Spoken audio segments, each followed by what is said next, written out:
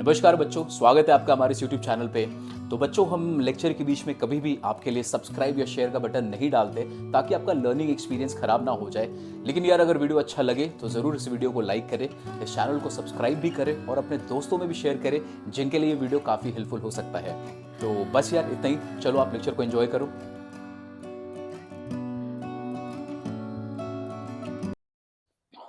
Hello बच्चों, स्वागत है आपका हमारे इस यूट्यूब चैनल पे। मेरा नाम है अंकुश राज और इस वीडियो में बच्चों, ये हमारा आखिरी वीडियो होने वाला है जो हम प्रोबेबिलिटी के सीरीज कंटिन्यू कर रहे थे यूट्यूब पे। तो ये आखिरी क्वेश्चंस मतलब आखिरी वीडियो है। इसके पहले वाले वीडियो में हमने सारा कॉन्सेप्ट डिस्कस किया था गाइस, किस चीज़ का, नॉर्मल डिस्ट्रीब्यूशन का। तो अगर आपने वो वीडियो नहीं देखा है, कृपया करके पहले इसके पहले वाले पार्ट को देखें। आज तो बस हम इस वीडियो में क्वेश्चंस को सॉल्व करने वाले हैं, तो ज़रूर से उसे देख लें। उसके बाद आपको आज वाला वीडियो बहुत आसान लगेगा, बहुत मज़ा आएगा, तो मज़े में हम लोग सॉल्व भी करेंगे। तो चलिए स्टार्ट करते हैं बच्चों। तो हमारा जो एक्सरसाइज है, तो दिस इज हमारा लास्ट एक्सरसाइज 9.6 नॉर्मल डिस्ट्रीब्यूशन। अब इस एक्सरसाइज का बच्चों हम लोगों ने लास्ट वीडियो में कवर कर लिया था क्वेश्चन नंबर 1 को, जो कि कॉन्सेप्ट था कि कैसे हम लोग एक्चुअल में प्रोबेबिलिटी निकालते हैं, क्यूमुलेटिव प्रोबेबिलिटी हम कैसे निकालते हैं in case of normal distribution. तो वो वीडियो को देख लेना। तो ये चीज़ कवर्ड था। इसका था क्वेश्चन नंबर 2। क्वेश्चन नंबर 2 में भी हमने बच्चों देखा था कि जब आपको प्रोबेबिलिटी निकाला हुआ है और कंडीशन दिया हुआ है x के टर्म्स में, रैंडम वेरिएबल आपका x है, तो पहले आप इसको कन्वर्ट करते हो z में और उसके हिसाब से फिर आप प्रोबेबिलिटी निकाल लेते हैं। ठीक, तो ये दो क्वेश्चन आप वहां से देखेंगे। हम लोग इसके आगे फॉरवर्ड मूव करने वाले हैं। तो चलिए क्वेश्चन नंबर 3 पे शुरू करते हैं वीडियो को। तो इट इज गिवन। अब इस क्वेश्चन में जो आपको दिया हुआ है, ये बहुत कम चांस है आपके एग्जाम में आएगा, और अगर आएगा तो ये बेटा बहुत आसान क्वेश्चन है। क्यों? देखो, बोल रहा है z के फॉर्म में आपको दे दिया गया है। z is a standard normal random variable. ठीक है, बोल रहा है फाइंड करिए z को। तो अभी तक हम इसके पहले जो क्वेश्चन हमने 1 और 2 किया था, उसमें हम लोगों को निकालना था वैल्यू प्रोबेबिलिटी का, मतलब हम लोगों को एरिया निकालना था। यहाँ पर उल्टा दिया हुआ है, आपको ना एरिया दे दिया है। देखो, आपको इस बार क्या होगा, क्वेश्चंस में एरिया दे दिया हुआ है और आपको बोल रहा है आपको निकालना है z का वैल्यू। तो ये बहुत आसान क्वेश्चन होगा। क्यों? क्योंकि हम डायरेक्टली टेबल को देखेंगे और टेबल से अपने को एरिया मिल जाएगा। क्लियर है? आइए देखते हैं पहला क्वेश्चन। तो first question says the area to the left of z is this 0.970। तो आपको बोल रहा है कि area to the left of z, तो मतलब आपको कौन सा केस नहीं, हमने 3 केसेस पढ़ा था प्रोबेबिलिटी डिस्ट्रीब्यूशन में। तो ये जो केस है बच्चों, ये पहला वाला केस है। पहला वाला केस क्या कहता था? पहला वाला केस था हमारा, प्रोबेबिलिटी आप निकालेंगे जब z का value less then small z होगा। तो इसका जो आंसर आता था, कैसे आता था? डायरेक्टली जो भी हमारा fz का वैल्यू है, जो भी एरिया है, वो आप निकाल लें। इसका आइए देखते हैं। यहाँ पर आपको बोल रहा है फर्स्ट केस में it is a left of z।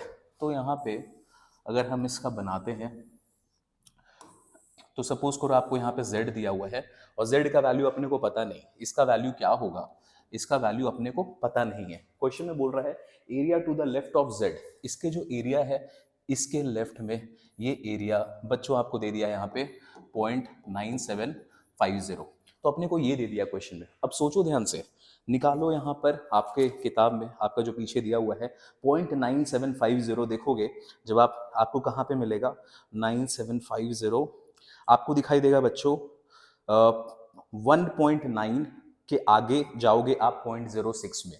तो 1.9 के आगे जाओगे जब आप 0.06 में, तो एक आ गया यहाँ पे 1.9 और 0.6। यहाँ पर आपको क्वेश्चन में गिवन है 9750। जब आप इसको यहाँ पे जाके टेबल में देखेंगे तो 1.9 और 0.6 मतलब 1.96। ठीक है, ये इसका वैल्यू है। ये आपको कैसे मिलेगा गाइस? एकदम परेशान मत होना। अगर ये क्वेश्चन एग्जाम में आता है ना, आपको ये वैल्यू देना पड़ेगा, और अगर नहीं भी दिया तो आपको उसके क्वेश्चन पेपर में आपको ये टेबल देना पड़ेगा। तो अगर ये अपने पास है, कोई टेंशन की बात नहीं है, क्वेश्चन बहुत आसान है। मैं उम्मीद करता हूँ बहुत कम चांस है आने का यार, फिर भी आ गया तो कोई बात नहीं।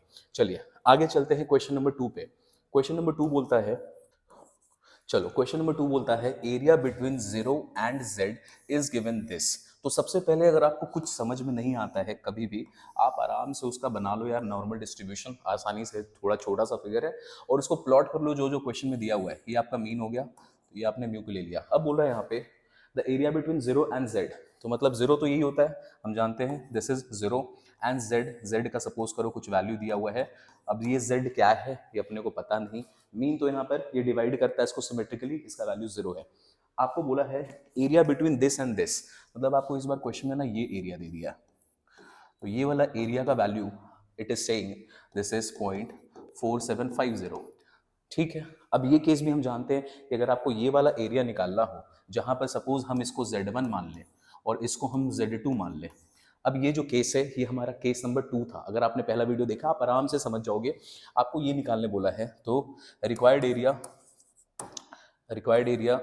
क्वेश्चन में आपको दिया हुआ है, सॉरी रिक्वायर्ड एरिया नहीं लिखेंगे, गिवन क्या है अपने को प्रोबेबिलिटी, मतलब Z1 से लेके 0 से लेके Z का वैल्यू लाई करेगा Z के बीच में। ठीक है, यहाँ पर अपने को Z का वैल्यू अभी पता नहीं। केस नंबर 2 के हिसाब से जो आगे वाला पार्ट होता है बच्चों, पहले हम लोग उसका वैल्यू निकाल, तो हम लोग जानते हैं कि पहले हम लोग Z2 को लिखेंगे, तो हम लोग लिखते हैं FZ2 माइनस उसके पहले जो छोटा वाला वैल्यू होता है दैट इज FZ1। तो सेम चीज यहाँ पे लिख लो यार, Z हमारा बड़ा वाला है तो हम लिखेंगे यहाँ पे FZ माइनस F0।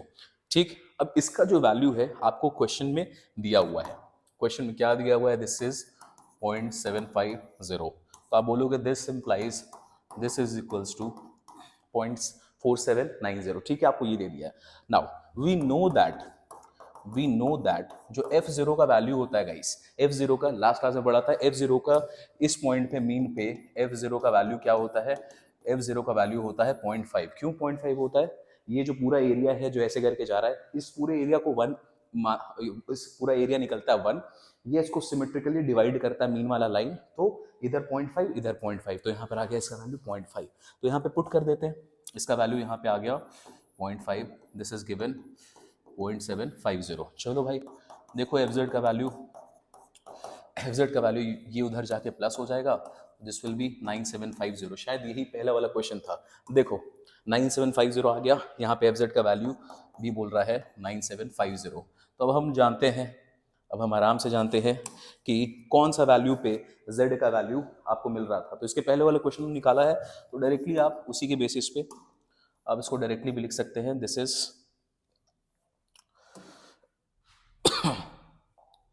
इसी के वैल्यू पे आप डायरेक्टली लिख दोगे कौन से पार्ट में आपको मिलेगा, ये 0.9750, Z का वैल्यू जो 1.96 होगा। तो आप देख सकते हो यार ये क्वेश्चन बहुत आसान है, बहुत रेयर चांस है कि ये आपके एग्जाम में आएगा। आ गया तो डांस करना यार, मजेदार क्वेश्चन है। चलिए चलते हैं बच्चों लोग आगे, क्वेश्चन नंबर 3 बोल रहे हैं, अच्छा ये जो क्वेश्चंस आपको दिए हुए ना, ये आपको तैयार कर रहे हैं कि जो भी वर्ड प्रॉब्लम्स अपना आएगा आगे जाके, वर्ड प्रॉब्लम्स आप आसानी से लगा पाओगे। वर्ड प्रॉब्लम्स इतना बनाने के बाद देखना आपको बहुत आसान लगेगा। ठीक है सर, चलिए आगे चलते हैं। Next question is area to the right of Z। इसको ना बहुत अच्छे से बनाओ, क्यों, आपको तैयार कर देगा, पूरा एकदम स्किल कर देगा।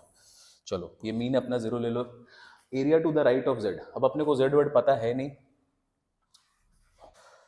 तो Z मान लेते हैं यहाँ पे कहीं पे होगा, कहीं भी एग्जिस्ट कर रहा है। बोल रहा है ये एरिया जो है, ये एरिया आपको दिया हुआ है, FZ का वैल्यू है, दिस इज गिवन FZ 0.1314। इस बार आपको ये दे दिया है। तो आप जानते हो कि जब राइट वाला केस होता है तो ये कौन सा केस है, ये हमारा केस नंबर 3 होता है। ठीक है, तो केस नंबर 3 हमने पढ़ा था, इसको निकालना है तो क्या करेंगे, पहले इसके लेफ्ट वाला एरिया को निकालेंगे और 1 से माइनस कर देंगे। डिटेल में हमने लास्ट वीडियो में कवर किया था, तो मैं भी डिटेल में नहीं जा रहा। चलो डायरेक्टली आते हैं क्वेश्चन नंबर 3 पे। तो यहाँ पे बोल रहा है गिवन है आपको ये जो पॉइंट, इसका वैल्यू दिया हुआ है, this is area to right of Z। ठीक है, ये आपको दे दिया है। अब आपको पता है area to right of Z निकलता कैसे है, इसके लेफ्ट का एरिया निकालोगे, उसके लेफ्ट का एरिया कैसे निकलेगा, FZ की मदद से, और उसको माइनस करोगे 1 से, तो 1 से यहाँ पे हमने माइनस कर दिया। ठीक, तो राइट वाला केस नंबर 3 है हमारा लास्ट वीडियो के हिसाब से, और इसका एरिया क्वेश्चन में गिवन है guys, this is this. FZ उधर चला जाएगा, वो इधर आके 1 माइनस 0.1314, चलो इसको माइनस कर देते हैं, तो यहाँ पे आएगा 6, this is 8, this is 6 and this is 9, 8686। FZ का वैल्यू आ रहा है 8686। आ जाइए टेबल पे, 8686 आपको बच्चों मिलेगा 1.1 देखोगे और उसके आगे जाओगे 0.02 में, तो 1.1 है और उसके आगे आप जाओगे 0.2 में, तो वैल्यू आएगा, दिस इम्प्लाइज 1.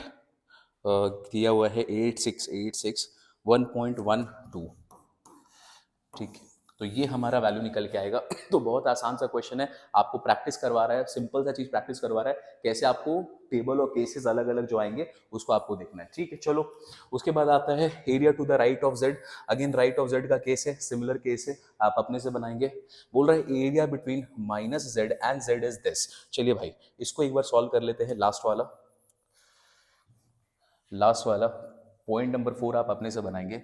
और कभी भी बच्चों दिक्कत हो, आपको समझ में नहीं आ रहा है, पहले तो इसका बेसिक वीडियोस को देख लेना और उसके बाद उसका ना फिगर बना देना। फिगर बनाने के बाद कोई प्रॉब्लम नहीं होगा, आराम से बना लोगे। चलो यहाँ पे लेते हैं, दिस इज मीन, यहाँ पे आ गया माइनस जेड और यहाँ पे आ गया जेड। इस बार देखो क्वेश्चन में क्या गिवन है, it is given area between minus Z and Z, मतलब ये वाला एरिया आपको दे दिया है। ठीक है, ये वाला एरिया, इसका वैल्यू आपको दे दिया, दिस इज 0.9030। अब ये वही वाला केस है गाइस कि एक यहाँ पे ना ये Z2 है, ये बड़ा वाला, और ये है उसका छोटा वैल्यू Z1। आपको इसका एरिया निकालना है। कैसे निकलता है, FZ2 माइनस FZ1, ऐसे करके आप निकाल लेते हो। और ये चीज़ आपको दे दिया हुआ है क्वेश्चन में, गिवन क्या है, FZ2 मतलब FZ minus F minus Z. अब आप पूछोगे कॉम्बिनेशन में सर ये माइनस जेड इधर क्यों नहीं है, जेड इधर क्यों नहीं है? ऑब्वियसली यार एक्स एक्सिस ही है, अगर तो पॉजिटिव नंबर इधर होगा तो नेगेटिव नंबर इधर होगा, इसमें कंफ्यूज मत हो जाना। ठीक है, यहाँ पर गिवन पार्ट में आ जाते हैं, दिस इज पॉइंट गिवन, आपको ये दिया हुआ है। चलो अब इसका वैल्यू निकालते हैं हम लोग, बहुत आसानी से इसका वैल्यू निकलेगा। एफ जेड अपने को अभी यहाँ पे पता नहीं है। ठीक है, तो एफ जेड का वैल्यू आपको निकालना है। तो एक बात बताओ, एफ जेड का वैल्यू निकालोगे कैसे? आप डायरेक्टली यहाँ पर, अच्छा इसको थोड़ा सा और सॉल्व करते हैं, सिंप्लीफाई करो, अभी निकालना मुश्किल है। एफ ऑफ माइनस जेड को हम जानते हैं ना कि इसका प्रॉपर्टी है, और प्रॉपर्टी के हिसाब से आप एफ ऑफ माइनस जेड का वैल्यू निकाल सकते हैं। कैसे निकलता है F of minus Z? 1 minus F Z. अब इसको आप सॉल्व कीजिए तो माइनस माइनस प्लस, तो ये आ जाएगा 2FZ। यहाँ पे आएगा -1 को उस तरफ ले जाएंगे, देखो यहाँ पे -1 आ रहा है, उस तरफ जाके हो जाएगा 1.90। 2 से डिवाइड कर दो FZ का वैल्यू, तो 2 वहाँ पे जाके डिवाइड होगा, तो दिस विल बी 0.92 से 18 150 एंड दिस विल बी 15। ठीक है, तो FZ का वैल्यू अपने को मिल रहा है ये। आ जाओ भाई 0.9515, दिस इज 1.9515। तो गाइज 9515 है हमारे पास। देखो आप यहाँ पे देखोगे 1.6 के 0.06 में जाएंगे आगे, तो आप अपनी किताब में देखो 1.6 के 0.06 में, तो आंसर बनेगा 1.66। तो दिस इंप्लाइज z का वैल्यू आ गया 1.66। ठीक, तो ऐसे करके ये जो क्वेश्चन नंबर 3 है बहुत आसान है, आपको प्रैक्टिस करा रहा है कि कैसे आप आने वाले क्वेश्चंस को सॉल्व करोगे, जो कि वर्ड प्रॉब्लम्स के क्वेश्चन है। ये अगर समझ में आ गया, इतना आपको बनाने आता है, आगे की एक्सरसाइज खत्म है यार, कुछ खास है नहीं। आ जाओ देखते हैं question number 4। For a certain type of laptop the charging time, battery का चार्जिंग टाइम के बारे में बात कर रहा है। तो charging time of a battery is normally distributed, okay. Mean दिया हुआ है आपको 50 आवर का। Standard deviation, this is standard deviation, typing mistake है देख लेना, 15 आवर्स। बोल रहा है Utkarsh has one of these laptop, तो एक बंदा है उत्कर्ष, उसके पास लैपटॉप है। Find the probability that the charging time of the battery will be between, देख रहे हो यहाँ पे 50 से लेके 70। आ गया ना नॉर्मल डिस्ट्रीब्यूशन। यहाँ पे जो मेरा रैंडम वेरिएबल है वो फिक्स नंबर डिस्क्रीट नहीं है, वो कंटिन्यूअस एक इंटरवल में दिया हुआ है, तो ये है रैंडम वेरिएबल का क्वेश्चन जो होते हैं, जो नॉर्मल डिस्ट्रीब्यूशन का ऐसे ही आपको इंटरवल में दिया रहेगा। चलो अब देखो यहाँ पे खास बात क्या है, आपको निकालना है क्या चीज़ का प्रोबेबिलिटी, इस चीज़ को ध्यान से समझिए। प्रोबेबिलिटी आपको निकालना है charging time of the battery. तो charging time of the battery को हमेशा हम रैंडम वेरिएबल मान के चलेंगे। Let x denote charging time of battery. ठीक है, बैटरी ऑफ लैपटॉप आगे लिखना चाहो लिख लेना। तो यहाँ पर आपको x दिया हुआ है। आगे आपको क्वेश्चन में पता है क्या फाइंड करने बोला है कि प्रोबेबिलिटी बताओ कि x का जो वैल्यू होगा वो 50 से ज्यादा होगा और 70 से कम होगा, ये आपसे पूछा है। चार्जिंग टाइम क्या बोल रहा है, प्रोबेबिलिटी बिटवीन 50 एंड 70, तो इससे ज्यादा होगा और इससे कम होगा, तो ये आपको निकाले बोला है। लेकिन हम जानते हैं, हम क्या पढ़ रहे हैं, नॉर्मल डिस्ट्रीब्यूशन। यहाँ पर जो हमारा वेरिएबल होता है, भले आपको क्वेश्चन में x दिया रहेगा, ठीक है, हमेशा आपको x दिया रहेगा। कैसे देखो, मीन भी दिया हुआ है, स्टैंडर्ड डेविएशन भी दिया हुआ है, मतलब आपको क्वेश्चन में x दिया हुआ है, कंफ्यूज मत होना कभी। तो हम लोग इस क्वेश्चन को x के टर्म्स में तो सॉल्व करते नहीं है। नॉर्मल डिस्ट्रीब्यूशन में हमें क्या चाहिए होता है, हमें चाहिए होता है z। ठीक है, हमारा जो कंटिन्यूअस रैंडम वेरिएबल वो क्या है, वो है z। तो आपको क्वेश्चन में ये है गिवन, ये आपसे मांगा है, तो मैं इसको लिख देता हूं रिक्वायर्ड प्रोबेबिलिटी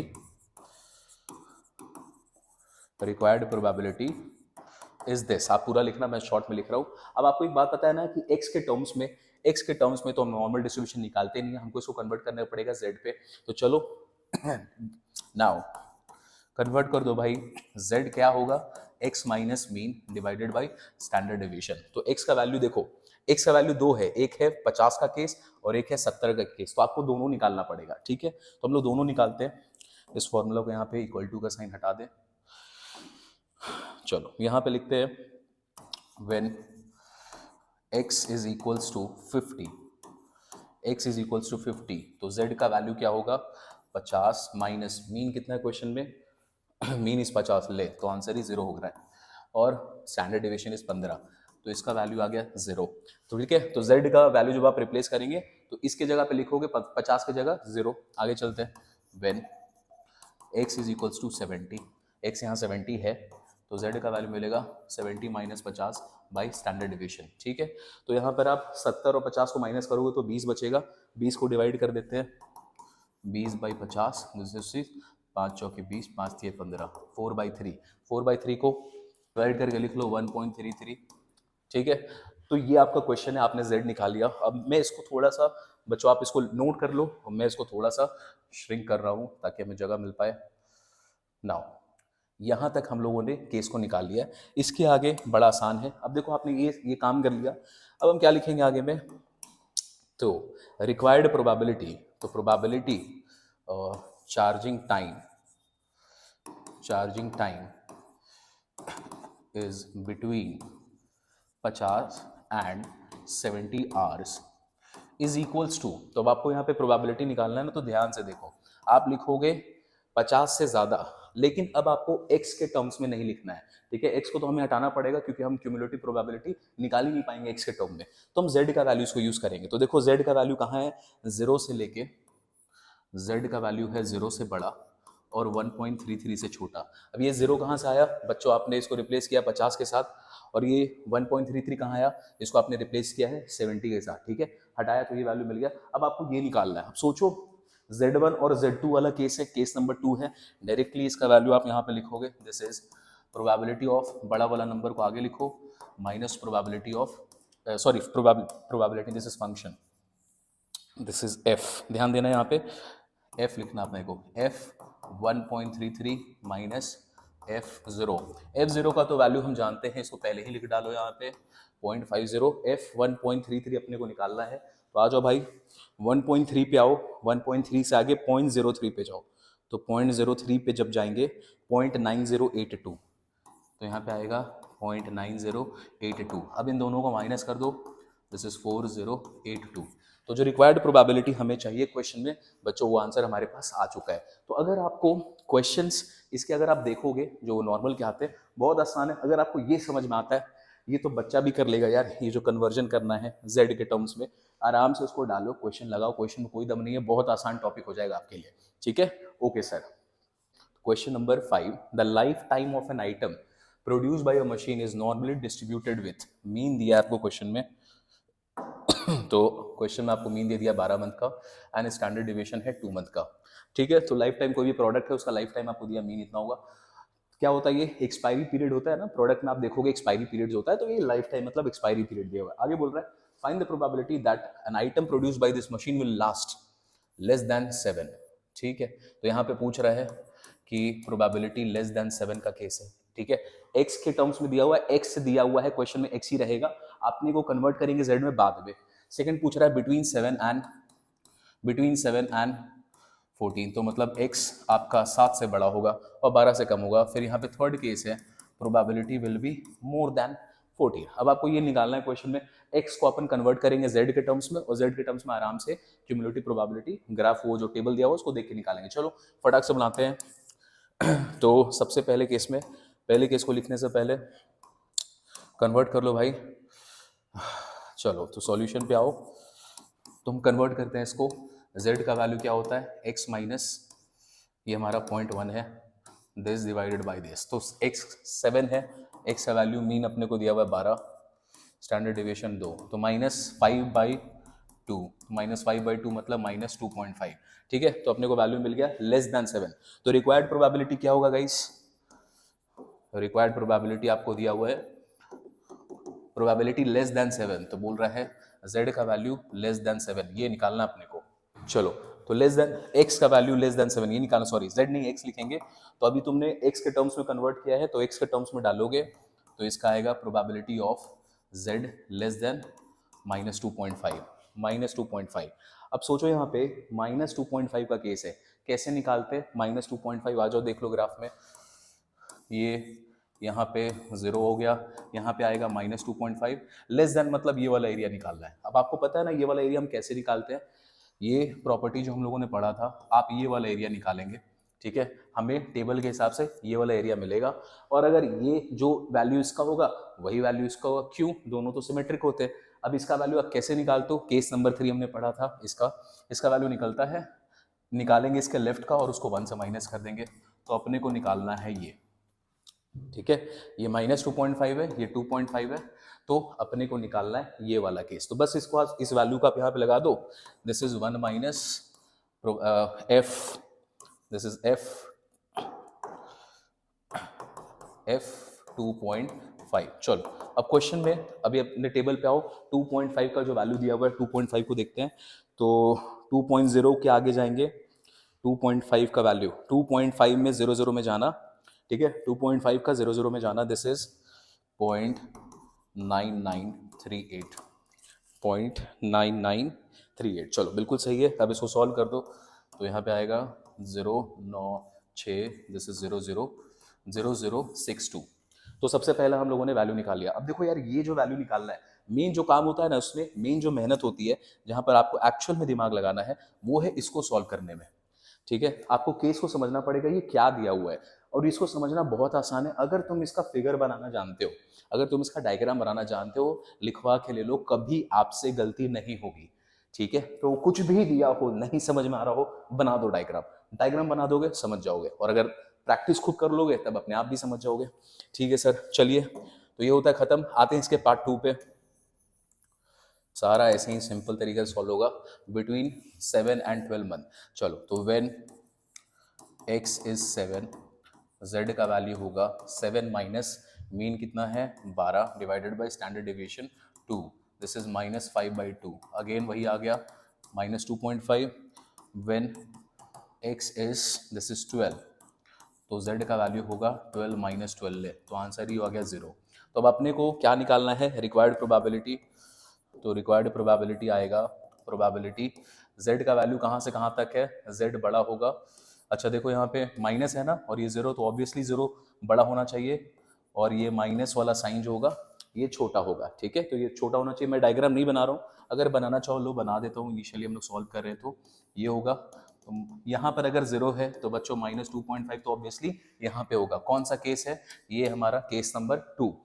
चलो इसको सॉल्व कर लेते हैं, दिस इज, बड़े वाले को आगे रखो, f, सॉरी ये आदत है यार, बार बार p लिखा जाता है, this is f0 minus f minus 2.5, ठीक है। अब अच्छा, इसका वैल्यू तो क्या होता है, इसका वैल्यू होता है 0.5। अब यहाँ पर f माइनस जेड का केस है, तो f माइनस जेड को कैसे सॉल्व करते हैं हम लोग जानते हैं 1 माइनस एफ जेड, तो 1 माइनस एफ 2.5 ऐसे करके लिखेंगे। आगे आइए, this is -1 minus minus plus, अब 2.5 का वैल्यू आपको मिल जाएगा क्वेश्चन में, 2.5 इज 0.9938, ठीक है, 0.9938। अब इसको अपने को सॉल्व कर देना है, तो इसमें से आप, दिस इज -0.5, तो बचेगा 4938, ठीक है। इसको आप सॉल्व करके निकालोगे, इसका वैल्यू अपने को मिल जाएगा। तो अब आपको ये टॉपिक नॉर्मल डिस्ट्रीब्यूशन गाइस बहुत आसान लग रहा होगा। चलो इसके थर्ड केस में चलते हैं हम लोग। Third case is more than 14 months. तो आप मोर देन, अब आपको इतना समझ में आ गया है, आप सारा क्वेश्चन खुद से सॉल्व कर भी लोगे और आपको कोई टेंशन भी नहीं होगा, ठीक है। इसके बाद वाले कुछ क्वेश्चंस मैं आपको होमवर्क में दूंगा, उसका सारा डेटा आपको दे दूंगा, आप निकालने का काम कर लोगे। हाँ सर हम लोग होशियार हैं, गुड। आइए मोर देन 14 मंथ्स पे आते हैं। एक्स का वैल्यू दिया हुआ है व्हेन x इज 14, तो z का वैल्यू क्या होगा 14 माइनस मीन, मीन है 12 और है ये 2, तो ये बचेगा 2/2, 2/2 का वैल्यू मतलब 1। Required probability, required probability is probability more than, मतलब z का वैल्यू ग्रेटर देन 1 है। ग्रेटर देन का केस है बच्चों केस नंबर 3 हमारा। केस नंबर 3 आप जानते हैं कैसे निकालेंगे, this is 1 minus F Z, ठीक है, तो 1 माइनस एफ वन। चलो f1 का वैल्यू देखते हैं, 1 का वैल्यू है, 1 का वैल्यू कैसे निकलेगा 1.0 पे, तो आप इसको बोलोगे 8413, यहाँ पे आ गया पॉइंट लगा दो, दिस इज 7 8 5 और 1, तो अपने पास वैल्यू आ गया 0.1587। ठीक है, तो मैं उम्मीद करता हूँ आपको समझ में आया होगा। ऐसे ही क्वेश्चन है यार, इसके आगे भी जितने क्वेश्चन आप देखोगे सब ऐसे ही क्वेश्चन है, आसान क्वेश्चन है, परेशानी नहीं आना है। आइए चलते अगली क्वेश्चन पे। Next question is the height of 1000 students, if the height of 1000 students are normally distributed with mean आपको दे दिया है 173 सेंटीमीटर एंड स्टैंडर्ड डेविएशन हो गया है, बाप रे मीन ही है 173, ठीक है, standard deviation 7.5, how many students have height greater than 183, तो यहाँ पर पहले केस में निकालना है, ग्रेटर देन का केस है, x का वैल्यू 183, ठीक, क्या करोगे x को कन्वर्ट करोगे z में, मीन दिया हुआ है आपको, स्टैंडर्ड डेविएशन निकाल दोगे वैल्यू। चलो ये मैं यहाँ पे छोड़ूंगा, लेस देन 162, 162.5 सेंटीमीटर, ठीक है, x को कन्वर्ट कर लेना। थर्ड केस है बिटवीन, तो प्रोबेबिलिटी x कहाँ से कहाँ तक है, 165 से बड़ा है और 180 से छोटा है। ये आपको है बच्चों केस नंबर 3, ये है आपका केस नंबर 1 और ये है आपका केस नंबर 2। तो अगर आपने लास्ट वीडियो देखा है, आराम से फटाक से इस वीडियो को, इस क्वेश्चन को बनाओ। हम लोग चलते आगे क्वेश्चन पे। ऐसे ही क्वेश्चन है यार, कोई टफ नहीं है, बहुत आसान लगेगा आपको। The monthly salary of 500 employ, 500 employ का जो मंथली सैलरी है वो नॉर्मली डिस्ट्रीब्यूटेड है, मीन है जिसका 10,000, स्टैंडर्ड डिविएशन है 1500। How many employees have salary, देख रहे हो, लेस देन 8,000, क्या निकालना है, x का ये दिया हुआ वैल्यू, x को कन्वर्ट कर लेना z में, जो वैल्यू आएगा निकाल देने। तो केस नंबर 1 है, लेस देन वाला केस है तो तुरंत सॉल्व करोगे। मोर देन 13,000, मोर देन 13,000 बोला है, कन्वर्ट करो x को z में, वैल्यू आएगा। केस नंबर 3 है, ग्रेटर देन का केस है, केस नंबर 3 है, सॉल्व कर लेना। लास्ट है, अब कुछ बचा ही नहीं यार, प्रोबेबिलिटी अब आपके लिए आसान हो गया है। अगर आपने पूरा सीरीज हमारा देख लिया है बच्चों, एक एक क्वेश्चन हमने सॉल्व कराया आपके लिए, एक एक क्वेश्चन अच्छे से सॉल्व करो, सीखो। प्रोबेबिलिटी अच्छे मार्क्स आपके बोर्ड में ऑक्यूपाई करता है और ये आपके सीयूईटी या आगे जो कॉम्पिटेटिव एग्जाम है उसमें भी इंपॉर्टेंट रहेगा, तो ध्यान से इसको सॉल्व करें। चलिए आगे चलता हूँ मैं क्वेश्चन नंबर 8 पे। If a radar unit is installed to measure the speed of a car on a highway, ठीक है, आप देखोगे ना हाईवे में जाते ऊपर में रडार रहता है, स्पीड बताते रहता है, तो बोल रहे हैं कि जो स्पीड है वो नॉर्मली डिस्ट्रीब्यूटेड है, मीन दे दिया 80 का, स्टैंडर्ड डेविएशन दे दिया आपको 10 किलोमीटर पर आवर का, ठीक है। If a car is chosen at random, एक गाड़ी चूज करते हो, find the probability that car is running at least less than running at less than 60 kilometre, तो बोल रहे हैं प्रोबेबिलिटी कि जो गाड़ी का स्पीड होगा वो 60 से कम होगा। अगेन जेड में कन्वर्ट करोगे आंसर निकल जाएगा। बोल रहा गाड़ी का स्पीड जो होगा मोर देन, तो गाड़ी का स्पीड जो होगा मोर देन 100 किलोमीटर। ये है बच्चों केस नंबर 1 वाला, दिस इज केस नंबर 1। कैसे निकलेगा, डायरेक्ट वैल्यू निकलेगा यार इसका। दिस इज केस नंबर 3, इसका वैल्यू कैसे निकलोगे 1 माइनस एफ जेड के हिसाब से निकालोगे। लास्ट वाला is between 90, probability x greater than 90, और अब देख रहे हो आपको कितना ये प्रैक्टिकल यूज लग रहा है, या आपको, या आप एडमिनिस्ट्रेशन से हो या जो भी रोड डिपार्टमेंट से हो, आपके लिए कितना ही अच्छा प्रोबेबिलिटी निकाल के देगा। तो normal distribution guys real life में, प्रैक्टिकल लाइफ में बहुत यूज करते हैं। चलो इसका वैल्यू कैसे निकालोगे, ये कौन सा केस है, केस नंबर 2। केस नंबर 2 में क्या होता था, बड़े वाले को FZ2 बड़ा वाला आगे रखो, छोटे वाले का Z1 माइनस कर दो, तो ऑब्वियसली कन्वर्ट करोगे पहले इसको Z में, उसके बाद इसका वैल्यू निकालेंगे। तो मैं उम्मीद कर रहा हूँ कि मैं आगे जा सकता हूँ, आपको परेशानी नहीं आएगी। अगर परेशानी आती है तो बताना हमें कमेंट बॉक्स में। The test score of university entrance exam, ठीक है, तो ये क्वेश्चन हम लोग करेंगे, do not worry. The test score of university entrance exams are normally distributed with mean कितना दिया हुआ है, तो एंट्रेंस होने वाला है, मीन है उसका मार्क्स का दिया हुआ है। A student can get admission if he scored marks better than at least 70%, तो आपका एडमिशन उस यूनिवर्सिटी में तब होगा जब आप 70% लोगों से बेटर मार्क्स लेकर आते हो। परसेंटाइल सिस्टम है ये, ठीक है। आगे देखते हैं, A student is selected at random and known to have a score of 585. तो एक बच्चे को आप चूज करते हो, उसका स्कोर कितना आता है 585, ठीक है। फाइंड वेदर, देखो क्वेश्चन क्या बोल रहा है, find whether the student will be getting admission in the university और नॉट। अब उसको एडमिशन तभी मिलेगा जब वो बाकी 70% लोगों से ऊपर होगा, ठीक है। तो अपने को क्वेश्चन में क्या निकालना है ना, ये जो 585 आ रहा है ये एक्चुअल में कितना परसेंट है, मतलब कितना परसेंट ये उसको कितना परसेंट से वो बेटर आ रहा है, वो आपको कहाँ से मिलेगा, यहाँ से। अगर वो 70% से ऊपर आएगा तो उसको एडमिशन मिलेगा, नहीं तो नहीं मिलेगा। तो परसेंटाइल निकालोगे आप, कैसे निकालोगे? अब देखो इसको निकालेंगे कैसे, यहाँ पर जब आप रिक्वायर्ड प्रोबेबिलिटी, पहले तो आप ये निकाल रहे हो परसेंटाइल, तो बच्चा का जो परसेंटाइल आ रहा है वो क्या आ रहा है, प्रोबेबिलिटी आप बोलोगे कि जो एक्स का वैल्यू आपको दिया हुआ है 585 दिया हुआ है, तो आप क्या बोलोगे, उस स्टूडेंट को मार्क्स कितना आ रहा है, उस स्टूडेंट को मार्क्स आ रहा है 585। यहाँ पर डायरेक्टली बोला बच्चों उसको कितना मार्क्स आ रहा है 585। अब हम लोग इक्वालिटी का तो कुछ चीज पढ़े ही नहीं है नॉर्मल डिस्ट्रीब्यूशन में, ऐसे अगर आप लिख दोगे ऐसे करके निकालना है आपको, नॉर्मल डिस्ट्रीब्यूशन में आप ऐसे निकाल ही नहीं सकते इक्वालिटी का साइन लगा के। तो अपने को क्या करना होगा, अपने मानेंगे कि 585 आए या उससे कम आता है अगर उसको मार्क्स, सबसे आसान वाला केस पकड़ो और बोलोगे कि प्रोबेबिलिटी निकालो, अगर x या तो 585 है या x उससे कम है तो उसका कितना परसेंटाइल बनेगा, ठीक है। या तो बराबर है या उससे कम है तो कितना परसेंटाइल बनेगा। अब यहाँ पे x को हटा के अपने को क्या लाना पड़ेगा, z लाना पड़ेगा। तो z का वैल्यू क्या होगा, x दिया हुआ है 585 माइनस मीन है क्वेश्चन में बच्चों 500 divided by standard deviation is 100।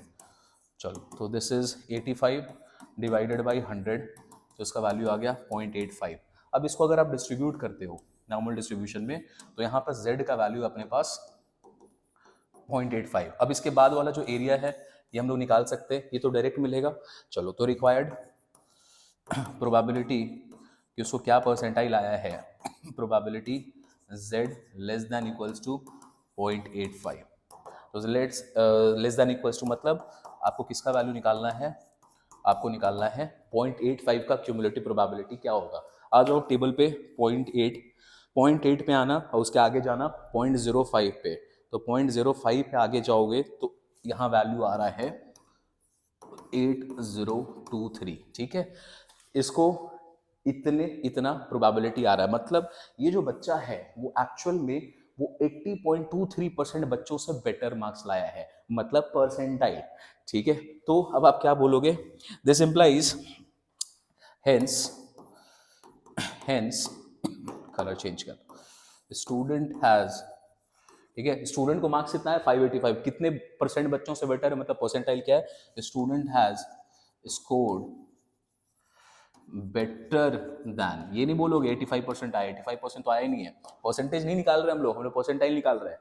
तो student has scored better than 80 point है ना, तो पॉइंट को हटाओगे परसेंटेज के टर्म्स में लिखोगे इसको तो बोलोगे has scored better than 80.23% students, ठीक है, इन द एग्जामिनेशन। अब देखो एडमिशन कब मिलेगा, कितने परसेंटाइल पे मिल रहा था, जब आपको एटलीस्ट 70%, क्या उसको 70 से ज्यादा आया, बिल्कुल आया, तो बोलेंगे hence student will get admission, hence student will get admission।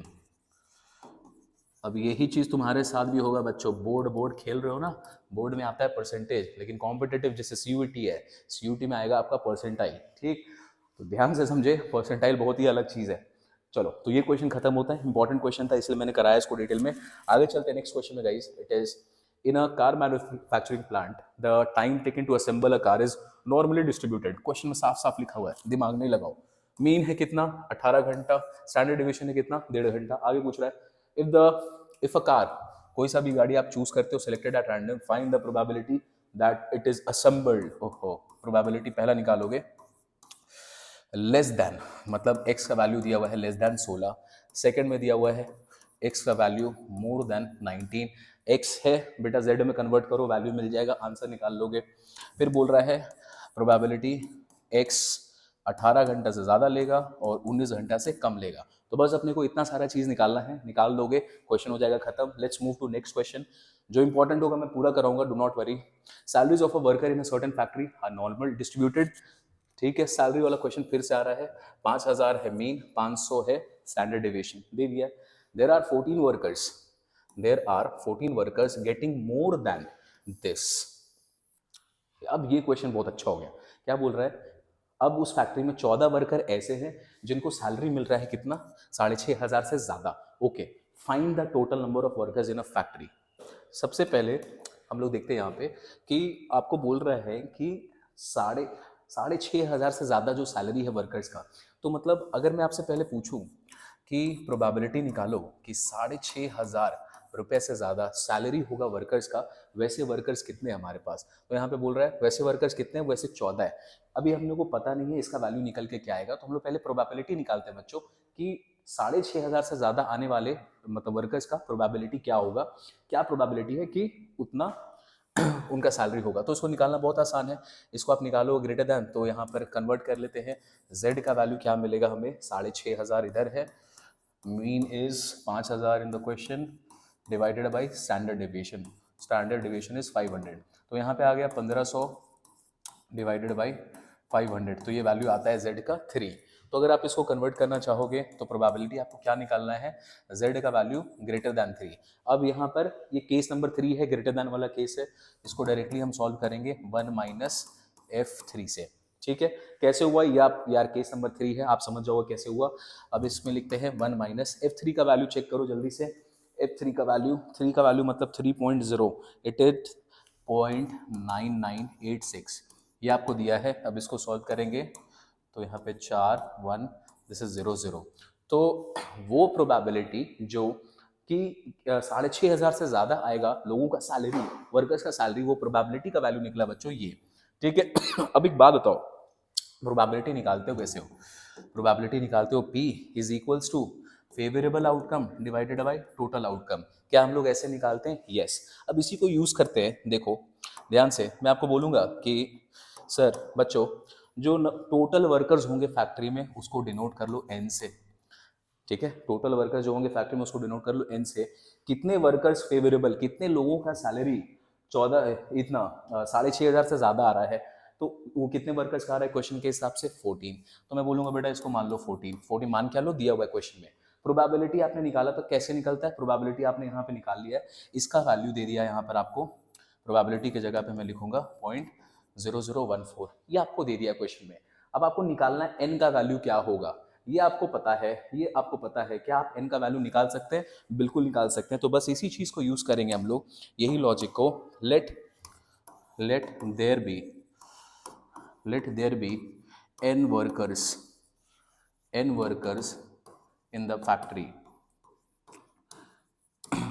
तो गिवन हमारे को क्या है, प्रोबेबिलिटी दिया हुआ है फेवरेबल प्रोबेबिलिटी अगर निकालोगे तो probability is equals to favourable outcome मतलब 14 वर्कर्स ऐसे हैं, टोटल नंबर है 9, और प्रोबेबिलिटी जो हमारा आंसर में निकला है उसको डायरेक्टली आप लिख दो यहाँ पे, निकल क्या है दिस इज 0.0014। मैं फॉर्मूला नहीं लिख रहा, फॉर्मूला हम यही लगा रहे, बेसिक फॉर्मूला लगा रहे प्रोबेबिलिटी का, तो हमने ऐसे करके लिखा। आगे इसको सॉल्व कर दो, n का वैल्यू उधर जाएगा, 14 से डिवाइड कर दो, दिस इज 0.0014, 4 0 है, 4 0 कैंसिल होगा तो 1 2 3 4 ऊपर में 0 लगा देना, तो total number of employees in the factory जो n का वैल्यू होगा वो आपको निकल के आ गया 10,000। तो ये क्वेश्चन थोड़ा सा अलग था, इसलिए मैंने इस क्वेश्चन को आपके लिए सॉल्व किया है, तो उम्मीद करता हूँ आपको ये क्वेश्चन अच्छे से समझ में आया होगा। नेक्स्ट क्वेश्चन पे आते हैं, if x is normally distributed with mean, आपको दे दिया क्वेश्चन में 10 है, स्टैंडर्ड डेविएशन है 1.5, then find x such that x is greater than x। देखो ये क्या दे दिया है, मीन का वैल्यू दिया है, आपको बोल रहा है x greater than x, question में दिया है 0038। सबसे पहला काम करो, यहाँ पर हम लोग x के टर्म्स में ये दे ही नहीं सकता, ये हमेशा z के टर्म्स में होना चाहिए। ठीक है, ये z के टर्म्स में होना चाहिए, तो चलो इसको कन्वर्ट कर देते हैं z के टर्म्स में। तो अगर आप इसको z के टर्म्स में लिखोगे तो इसका मतलब क्या होगा, z is greater than x का वैल्यू पता नहीं अपने को, इसका x का वैल्यू क्या होगा ये अपने को पता नहीं है, x को रहने दो, x माइनस करते हैं इसमें से मीन है क्वेश्चन में 10, डिवाइडेड बाय स्टैंडर्ड डेविएशन वो दिया हुआ है आपको ये, और इसका वैल्यू बच्चों क्वेश्चन में दे दिया है 0.0038। अब देखो यहाँ पे ये केस कौन सा है, ये केस है हमारा ग्रेटर देन मतलब केस नंबर 3 है। तो अगर इसको आप निकालोगे, सॉल्व करोगे क्यूमुलेटिव प्रोबेबिलिटी में, तो आपको वैल्यू किस चीज़ का दिया हुआ है, इसका वैल्यू दे दिया है 1 माइनस FZ का 0.0038। ठीक है, ओके, चलो इसको सॉल्व करते हैं, उसको उधर ले आओ। तो this is f x minus 10 divided by 1.5, ये उधर जाएगा और वो वाला इधर आएगा, तो 1 से माइनस होगा 0.0038, तो इसको सॉल्व करोगे, this is 2, this is 6, this is 9 and 9। अब यहाँ पर आके अब आप चेक करो अपने टेबल पे कि किसका वैल्यू बच्चों आपको 0.9962 मिल रहा है। तो 9962 में अगर हम लोग आते हैं तो आपको मिलेगा बच्चों 2.6 पे आना और उसके आगे जाना 07 पे। इसका मतलब ये जो आपको वैल्यू मिलेगा ये मिलेगा F 2.606, ठीक है। तो ये मिलेगा 2.66 पे, 6 पे है कि 7 पे है, दिस इज 9962, 7 पे है। तो ये वैल्यू आपको मिल रहा है 2.67 पे। इसका मतलब ये है यहाँ पे Z और इसका वैल्यू यहाँ पे निकल के आ रहा है Z का ये। तो क्या हम इन दोनों को इक्वेट करके डायरेक्टली बोल सकते हैं x minus 10 divided by 1.5 is equals to 2.67? बिल्कुल। चलो अब यहाँ पर आपको x का वैल्यू निकालना है यार बड़ा आसान है। 2.67 1.5 वहाँ पे मल्टीप्लाई हो जाएगा और यहाँ पे जो -10 है उधर जाके 10 ऐड हो जाएगा। इसको जब आप सॉल्व करोगे बच्चों तो ये वैल्यू निकल के आएगा 14.005। तो हम इसको अगर राउंड ऑफ करें तो x का वैल्यू हमें क्या मिल जाएगा, x का वैल्यू मिल जाएगा क्वेश्चन में 14।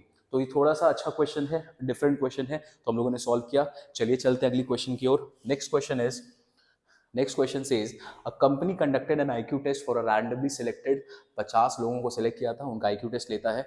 Volunteer A scored 74 out of possible 120 marks points, ठीक है। तो एक बंदे का स्कोर क्या आया 120 में से 74। If the average IQ test score recorded was 62 and the standard deviation was 11, how well did the volunteer perform in the test compare to other volunteer. फिर से परसेंटाइल निकालना है बच्चों। तो यहाँ पर आपको उसका मार्क्स दे दिया है 74। तो चलो देखो इसको ध्यान से। अभी अपने को पता नहीं है कि वो उसने कितने लोगों से बेटर परफॉर्म किया है। तो हम चलो इस क्वेश्चन को ऐसे अज्यूम करते हैं कि हम लोग पहले निकालेंगे कि कितने लोग थे जिनको कितने कहाँ से कहाँ था 74 से कम मार्क्स आया, ठीक है। ऐसा क्यों कर रहे हैं, देखो हम क्या निकालेंगे, probability of people who scored less than 74, तभी हम बता पाएंगे कि कितनों से वो बेटर स्कोर किया था। तो हम लोग निकालेंगे सबसे पहले कि कितनों ने 74 से कम स्कोर किया था। तो सबसे पहले इसको निकालते हैं और देखो इसका रिजल्ट क्या आएगा वो भी हम आगे देखेंगे। एक्स को कन्वर्ट करो जेड में, तो जेड का value less than 74 minus mean कितना है इसमें, mean is 62 divided by standard deviation 11। चलो तो this equals to z less than 12 divided by 11। तो 12 डिवाइडेड बाई 11 का वैल्यू आ गया 1.09। तो अपने को सबसे पहले ये प्रोबेबिलिटी निकालना है बच्चों कि 74 से कम कितनों ने मार्क्स स्कोर किया था। अगर अपने को ये पता चल गया कि 74 से कम कितने स्कोर किए थे तो हम ये भी पता लगा लेंगे कि वो कितने लोगों से बेटर था। चलो तो हम लोगों ने ये निकाला। अब इसका वैल्यू आप निकालने जाओगे तो f लेस देन का केस है, मतलब डायरेक्टली आपको वैल्यू निकालना है f 1.09। 1.09 पे आ जाओ, 1 पे आओ और आगे जाओ 09 पे। तो 1 पे आके आगे जाओगे 09 पे, तो ये वैल्यू आ रहा है 0.8621। तो मतलब probability of people scoring less then कितना 74 मार्क्स इज दिस 0.8621। अच्छा अब सपोज करो कि टोटल नंबर ऑफ वर्कर्स थे n, ठीक है, टोटल नंबर ऑफ वर्कर्स थे n। हम ये निकाल रहे हैं कि कितने लोगों ने 74 से कम स्कोर किया है। तो हम प्रोबेबिलिटी निकाल रहे हैं कि कितने लोगों ने कम स्कोर किया है, कितना से 74 से। तो ये फॉर्मूला हो गया favourable outcome divided by number of total outcome. अब एक बात बताओ, क्वेश्चन में टोटल जो एम्प्लॉइज हैं वो कितने हैं, ये आपको दिया है कि टोटल हमारे पास 50 है, तो इसका वैल्यू आपको दे दिया। आगे हमने प्रोबेबिलिटी निकाला था कितने लोगों को कम मार्क्स आया, तो कितने लोगों को कम मार्क्स आया, प्रोबेबिलिटी उसका वैल्यू क्या था 0.8621। अपने को ये पता है तो क्या हमें ये मिल जाएगा कि कितने लोगों को एक्चुअल में नंबर ऑफ फेवरेबल आउटकम क्या आएगा, मतलब कितने लोगों को एक्चुअल में 74 से कम मार्क्स आया है, ठीक है। तो निकाल लेते हैं इसी प्रोबेबिलिटी को। Let there be x employees scoring less than 74 marks, ठीक है। तो ये हमने लिख लिया, वही उसी का प्रोबेबिलिटी हम निकाल भी रहे थे। इस लाइन को पहले लिख लेना आंसर के पहले, कोई दिक्कत नहीं है, ज़्यादा बेटर है। तो वो हम निकाल रहे थे। चलो उसके हिसाब से हमारा ये कुछ वैल्यू निकल के आया है। तो अब इसको वैल्यूज में पुट करो तो प्रोबेबिलिटी कितना है बच्चों, 74 से कम लाने वालों का प्रोबेबिलिटी कितना होगा, पॉइंट दिस। अपने पास नंबर ऑफ फेवरेबल एम्प्लॉय ये अभी अपने को पता नहीं है, यहाँ पर इसको डायरेक्टली लिख देते हैं x, यहाँ पे आ जाता है ये 50। तो अपना वैल्यू क्या निकलेगा 8621 को आप मल्टीप्लाई करोगे तो एवरेज में समथिंग समथिंग निकालेगा 43 पॉइंट समथिंग, तो एक्स का वैल्यू आ गया 43। मतलब देयर आर 43 एम्प्लॉइज जिन्होंने 74 मार्क्स से कम स्कोर किया है। तो उस बंदे ने तो 74 स्कोर कर लिया, मतलब वो 43 लोगों से बेटर स्कोर कर रहा है।